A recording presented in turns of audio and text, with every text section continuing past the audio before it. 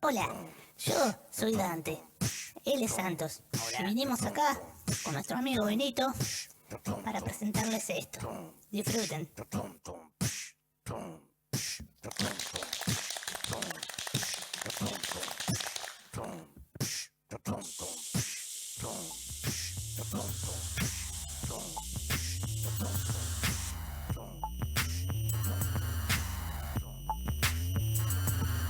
Los pilares de la tierra, de Ken Follett.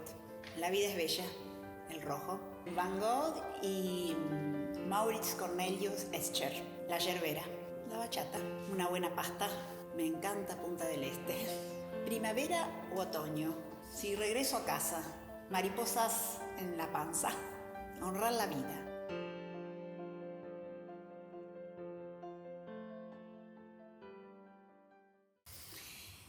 Bueno, en relación a ese sueño creo que tengo todas las posibilidades de llegar a cumplirlo. Es estar buscando permanentemente cómo voy a expresar lo que siento, es lo que me permite concretar mi sueño.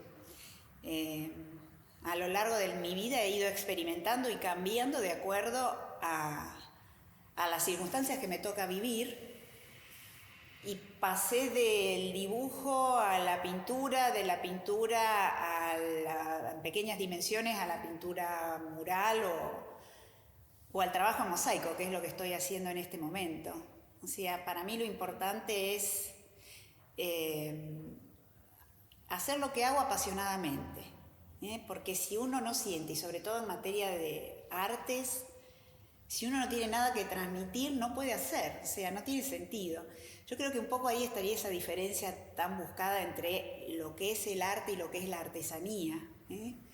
La artesanía implica el ejercicio de una habilidad, a veces extraordinariamente ejecutada.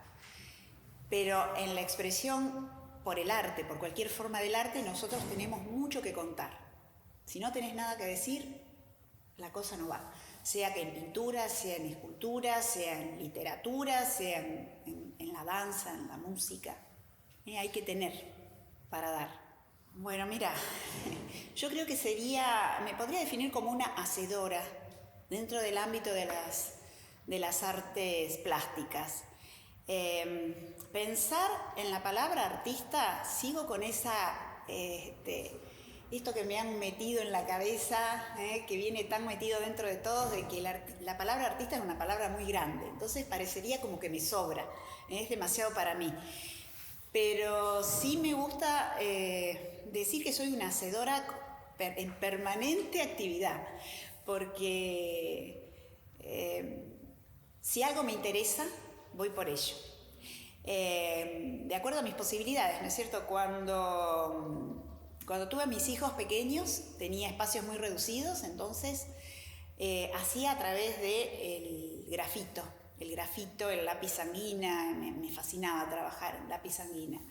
Y mi espacio era reducido y la posibilidad de levantar campamento, de levantar todo aquello con lo que estaba trabajando, era fácil, era flexible, era accesible. O sea, yo podía desarmar todo en un ratito para atenderlos.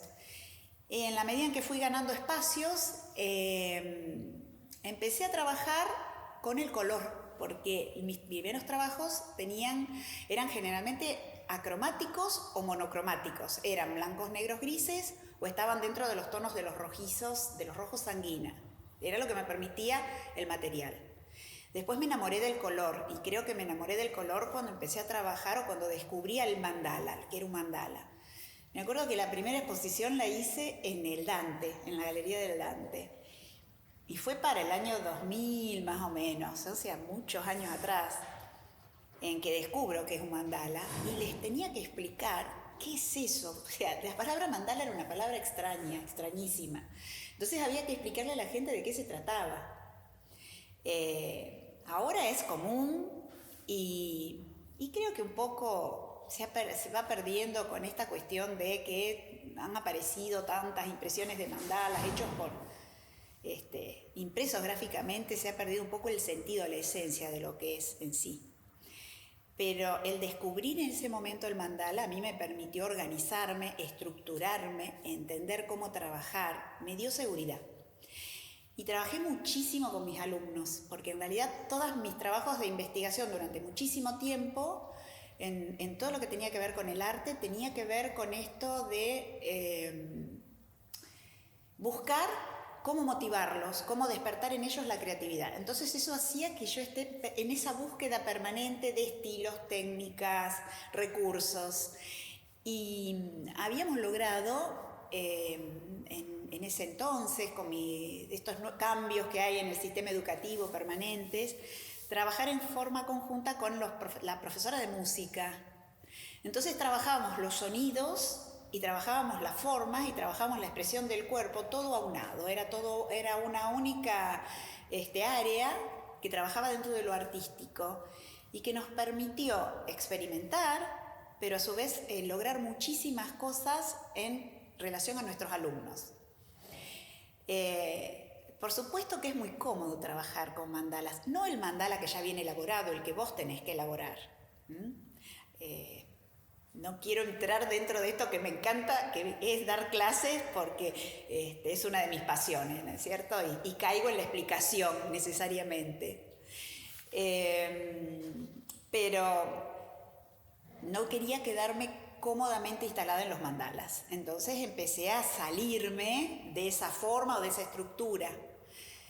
Y caigo en un campo con el que siempre me sentí cómoda, que es el representar las cosas que están muy cerca de mis sentimientos, que están muy próximas a mí, que me despiertan ternura o me despiertan algún tipo de emoción. Y que es un poco, está vinculado con esta idea de belleza. O sea, el arte no necesariamente es representar lo bello, con esa idea romántica del arte, pero a mí me da por ese lado. Por buscar las cosas simples de la naturaleza y transformarlas, aprovecharlas, encontrar la belleza de una hojita y analizar cada una de sus formas, de sus ángulos. Todo lo que me aporta la naturaleza es lo que a mí me sirve para crear. Por supuesto, en épocas en que mis niños han sido pequeños, eran sus manos, sus zapatillas, sus expresiones, el descubrirlos en una postura especial. Ahora por ahí me llaman mucho más la atención algunos animales o las caracolas, la forma esa misteriosa que tiene y que me la ofrece también la naturaleza y que me permite crear hasta lo indecible, ¿no es cierto? Uno parece que en una forma tan simple se agota con solo mirarla o solo dibujarla, pero tenemos infinidad de posibilidades. Desde chica tuve cierta afinidad por todo lo que es expresión artística. Y esas expresiones artísticas fueron muy variadas, porque mi primera pasión empezó por el lado de la danza y luego por alguna razón X dejé la danza y necesitaba expresar y empecé pintando libritos armados, libritos que ya venían con sus imágenes y empecé muy enamorada de la técnica de él. En ese entonces se llamaba parquetrí, que era cortar papelitos y pegar. Entonces me acuerdo que mi padre me decía, ay, es la reina del parquetrí, porque estaba horas y horas cortando papelitos y pegando y rearmando. Y en realidad no hay mucha diferencia con lo que hago ahora con el mosaico, porque de lo desarmado yo construyo y reconstruyo y sigo cortando, en este caso a lo mejor trocitos de cerámica, de azulejos, de vidrios. Con el correr de los tiempos, ese interés por la expresión artística me llevó a tomar alguna clase de cerámica con Angélica Blanco en su taller. Hice dibujo y técnica publicitaria en la escuela técnica.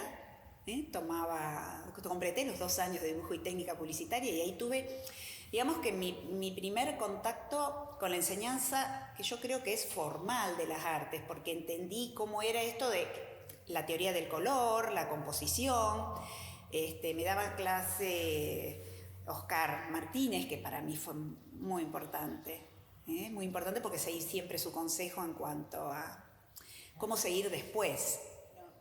La verdad es que he hecho demasiadas cosas diversas que me permiten en este momento elegir o decidir qué hacer.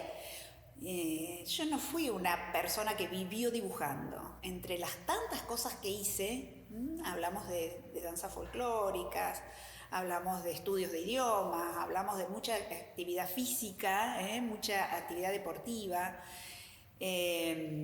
guitarra, cantidades y cantidades de cosas. Estaba la expresión por el arte. Inicialmente fue la cerámica, fue el estudio de lo que es el dibujo publicitario, y luego fue la necesidad de seguir formándome o de decidir qué hacía cuando terminaba ese 5º año y tomar esa decisión fundamental. En la decisión yo no me pude decidir demasiado, no puedo hacer una sola cosa, esa soy yo, o sea, yo soy ese mosaico que hago ahora. Está formado por un montón de pedacitos de distintas cosas. Entonces termino 5º año después de haber tenido esta formación a nivel escuela técnica, a nivel clases de cerámica. Empiezo a estudiar paralelamente abogacía y artes. ¿Y dónde estudio Bellas Artes? Era un momento difícil, porque yo me recibí en el 76 y no me saquen la edad. Estudiaba Derecho y estudiaba Bellas Artes.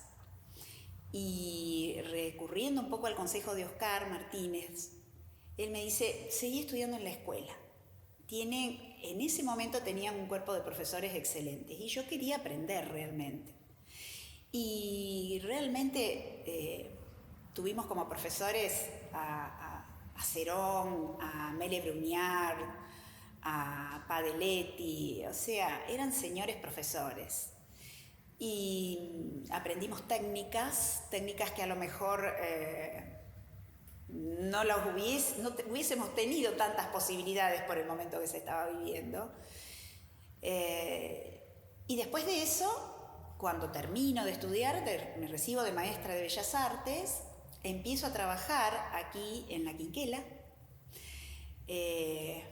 con Belia, me acuerdo, el impulso que le dio esa escuela, Belia Márquez, y empiezo a tomar algunos cursos extra. En este caso los tomé con, para mí, una persona extraordinaria como docente, que fue Juan Grela. Juan tenía esa particularidad de permitirnos aprender y ser uno mismo. Creo que no había tenido demasiado contacto con las obras de Juan, pero nos hizo aprender a partir del análisis de la obra de los grandes maestros. Y yo creo que su enseñanza puntualmente fue, para mí, valiosísima. Estudié algunos años, tomé algunas clases con Giacaglia, pero si yo tengo que decir realmente la palabra maestro, para mí fue Juan, en su simpleza, en su paciencia inmensa y en ese don y esa capacidad para enseñarnos.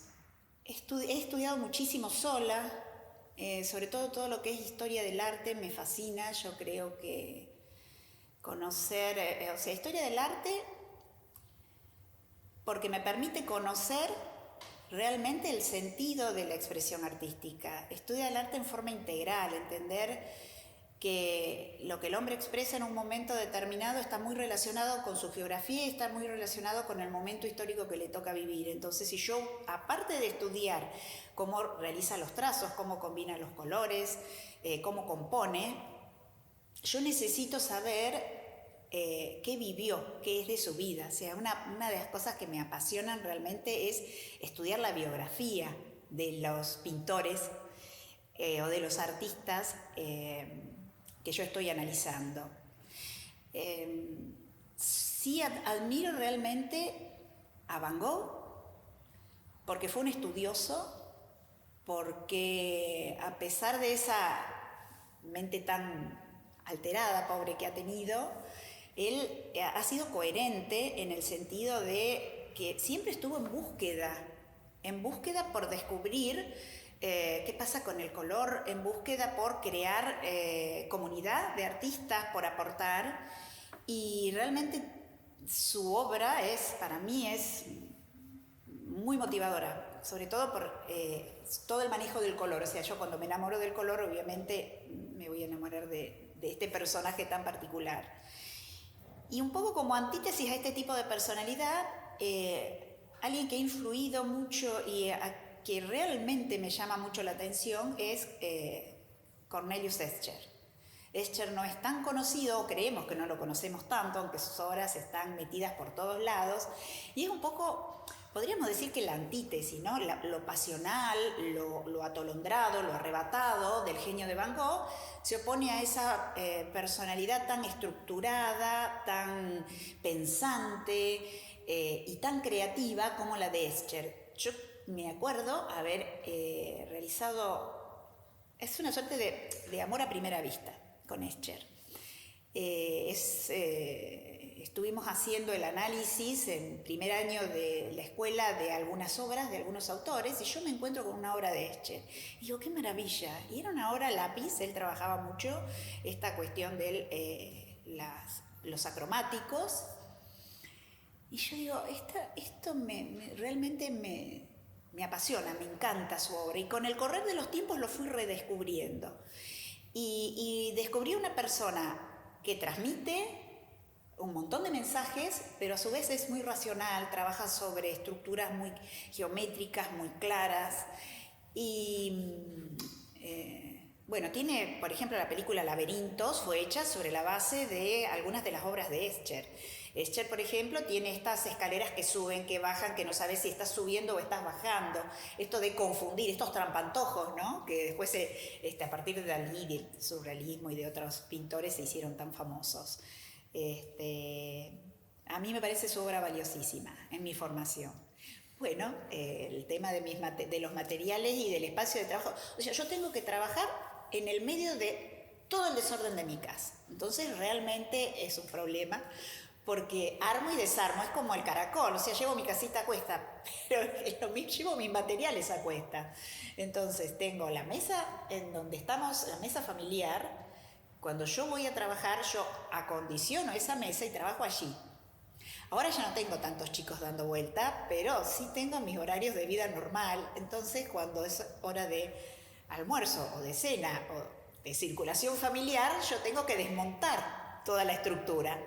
O llevo mi caballete, si estoy pintando, llevo mi caballete y está ahí y todo el mundo tropieza con ese caballete porque yo en el momento que necesito pintar tengo que tener todo a mano y hacerlo.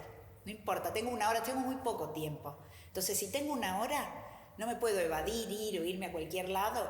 Tengo que tener mis materiales allí disponibles como para que yo pueda hacerlo. El problema es el mosaico, sobre todo ahora que estoy trabajando con vidrios. Entonces tengo que proteger el ámbito de trabajo y limpiar cuidadosamente para evitar que alguien se lastime con alguna astilla. O sea, es todo un poco complicado, pero no puedo evitarlo, no me puedo ir. Tengo espacio para irme a trabajar a otra parte. Y en realidad, si yo tuviese que seguir las enseñanzas de mi maestro, de Juan Grela, él me decía, el artista, su arte lo tiene que desarrollar como un trabajo y trabajar o pintar o hacer su expresión artística durante X cantidad de horas en el día. Bueno, yo eso no lo he logrado. Y creo que me he aceptado así como soy. Así, o sea, yo soy esa mezcla de actividades diferentes, de salir de una oficina donde estoy con temas así muy terrenales, muy jurídicos, muy fríos, y meterme de lleno a todo lo que tiene que ver con la expresión por el arte. Y yo soy eso, y me tengo que aceptar así. Yo, si veo algo que me gusta, trato de ir rápido a buscar un lápiz y dibujarlo. Un lápiz, una virome, en cualquier papel, en cualquier lugar. Y voy acumulando cosas. No necesariamente en el momento yo las tengo disponibles o me pongo a pintar sobre eso. Yo solo dibujo y lo dejo allí. O veo una imagen o veo una foto que me impactó y la dejo en mi mente guardada. Y en algún momento, sí siempre tengo que tener un lienzo disponible o un pedazo de un soporte disponible como para poder ponerme a trabajar. O sea, eso no me puede faltar. Yo tengo que tener mis elementos como para trabajar en el momento que tengo la necesidad de hacerlo. En el momento que te pones frente a a un PDF o ante una, MDF, ¿ves? Ahí mezclé la parte de abogacía con la parte artística, ante un trozo de cartón, ante un lienzo. Yo tengo que tener la posibilidad de desarrollar y voy juntando, uniendo todas esas informaciones que fui recolectando a lo largo de la semana, a lo largo de los años. A lo mejor recupero algún dibujo que hice en algún momento y eso llega a mi obra y voy ensamblándolo. No lo pienso antes, lo voy creando sobre la marcha. Y cuando estoy en proceso de mucha creatividad, estoy 100% mentalmente abocada a eso. Entonces es muy probable que yo a la noche, a las 3 o 4 de la mañana, me levante y me vaya a trabajar porque me quedó dando vueltas en la cabeza que ese color me estaba molestando y lo tenía que cambiar o lo tenía que sacar o tenía que arrancar esa piecita porque el ojito que estaba haciendo me había quedado torcido o no era lo que a mí me gustaba. Entonces me puedo levantar a las 3, 4 de la mañana e irme a trabajar. Y ya en mi casa están un poco acostumbrados a que yo haga esas cosas. Y siento la necesidad de trabajar a lo mejor muchas horas, y por ahí me desvelo, sigo. Pero no hago una creación previa. Y eso es un poco herencia de ese trabajo con mandalas, porque en el mandala yo hago la estructura y después empiezo a incorporarle sus partes, ordenadamente, pero les voy incorporando sin pensar demasiado antes. Una mezcla de todo, una mezcla de las dos. Y son elementos tomados de la realidad que yo convierto o reubico empleando la imaginación. No hay una copia estricta, hiperrealista. Siempre tiene su aporte o su agregado que proviene de la imaginación. Pero sí, el origen está en la realidad, en el análisis, en la observación. Claro, en el inicio de mis dibujos, fundamentalmente estaban vinculados siempre están vinculados con la emoción, ¿no?, que me producen las personas o las cosas. En este momento son temas bastante intimistas, a lo mejor un animalito, una planta,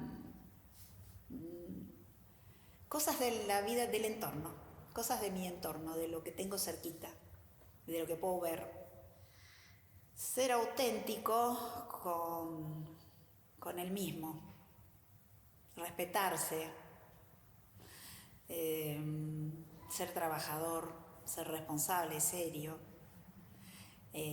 animarse a cambiar, animarse a buscar, a experimentar, ser coherente con sus cambios, con los cambios de su vida. O sea, yo veo que hay artistas que se han destacado y han quedado dentro de la misma temática, dentro de la misma forma de expresión, por miedo al cambio, a fracasar al intentar el cambio. Entonces, si yo, por ejemplo, pensaría en un artista que realmente, pero vas a decir, bueno, claro que viva, mira qué personaje me vas a nombrar. Pero independientemente de que me guste o no alguna parte de su obra, yo creo que Picasso, por ejemplo, es maravilloso en cuanto a esa capacidad que ha tenido de ir reformulándose y cambiando en forma tremenda y animándose al cambio, porque puede ser que el cambio te lleve a un fracaso, que el otro no lo reciba, y vos tenés que estar preparado para que el otro no reciba bien tu obra. Porque en realidad cuando hablamos de artista no hablamos del artista, hablamos del artista y el otro. El artista no es para sí mismo, nadie hace arte para sí mismo, hace arte para comunicarse, para transmitirle algo al otro, y el otro integra tu obra. O sea, si vos sos actor, la respuesta del público integra tu obra, si no, no tiene sentido. Si vos sos pintor, lo que vos hiciste, lo que yo creé, ya lo hice. Pero aquel que lo va a ver de acuerdo a su óptica, y a lo mejor tenés 10 visiones diferentes, y a lo mejor a alguno le tocó, le movió alguna fibra el color que usaste, y a otro fue el tema, y a otro fue la composición, y la respuesta de aquel al que va dirigida la obra, que no sabes quién es, porque es el que la miró, es al desconocido que va dirigida tu obra, es lo que termina de integrar. Entonces, algunos que recibieron o que vieron que el público recibió muy bien una determinada forma de expresarse, se quedó en el tema y se quedó en la forma. Y ahí murió. Yo creo que el artista tiene permanentemente que ser coherente con sus cambios en su vida y en su forma de ver. Yo tengo obras que las he repintado, yo tengo obras repintadas y hay algunas me encantan y las sigo mirando y las sigo colgando.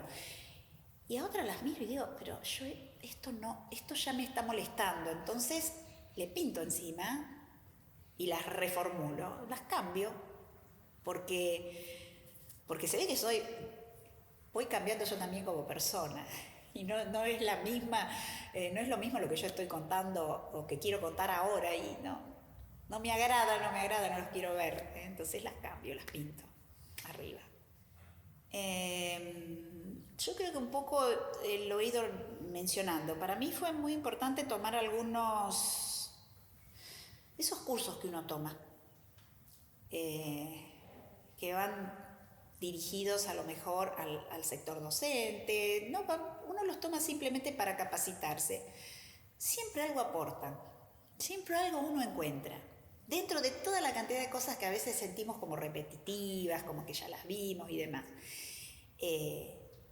Para mí es un clic muy importante el haber tomado un curso en Rosario donde me hablaron de los mandalas por primera vez y me permitieron descubrir lo que era. Cuando yo lo descubro, eso produjo un cambio terrible en mi forma de pintar. Salí del blanco y negro y gris a la explosión de colores. Salí de ese copiar meticulosa y estrictamente, con una técnica muy, muy, muy cuidada de trabajo con grafito, donde a lo mejor yo estaba 1 hora para hacer 1 centímetro cuadrado. 1 centímetro cuadrado. Pintaba con la punta del lápiz y era absolutamente minuciosa. Salgo de esa forma de representación a una forma libre, o sea, me liberó.